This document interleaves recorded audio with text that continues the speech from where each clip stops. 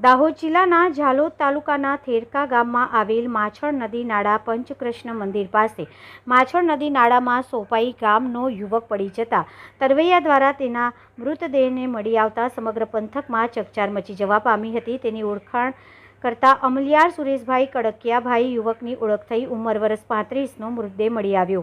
ઝાલોદ તાલુકા થેરકા મુકામે આવેલા પંચકૃષ્ણ મંદિરની પાછળ આવેલા માછણ નદીના પાસે તેઓ તેમના પરિવારજનો સાથે તેમના દાદાના અસ્થિ વિસર્જન કરવા માટે 11/9/2025ના રોજ આવ્યા હતા।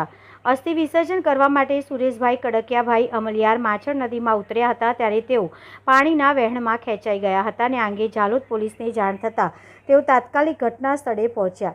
ફાયર બ્રિગેડની ટીમને જાણ કરી શોધખોળ હાથ કરી નદીના તમામ કિનારે તરવૈયા દ્વારા ડૂબી ગયેલ વ્યક્તિને શોધવાની જહેમત બાદ ફાયર બ્રિગેડની ટીમને સફળતા મળી હતી। પાણીમાં ડૂબી ગયેલા વ્યક્તિને શોધવાની તજવીજ હાથ ધરી ત્યાર પછી પાણીમાં ડૂબી ગયેલા વ્યક્તિના મૃત હાલતમાં મળી આવ્યો હતો અને ઝાલોદ પોલીસ દ્વારા ડૂબી ગયેલા સુરેશભાઈ અમલી આર્મી ડેડ બોડીની પીએમ અર્થે પોસ્ટમોર્ટમ માટે ઝાલોદ સરકારી દવાખાના મોકલી આપવામાં આવ્યા હતા। રિપોર્ટર કિશોર ડબગર, દાહોદ।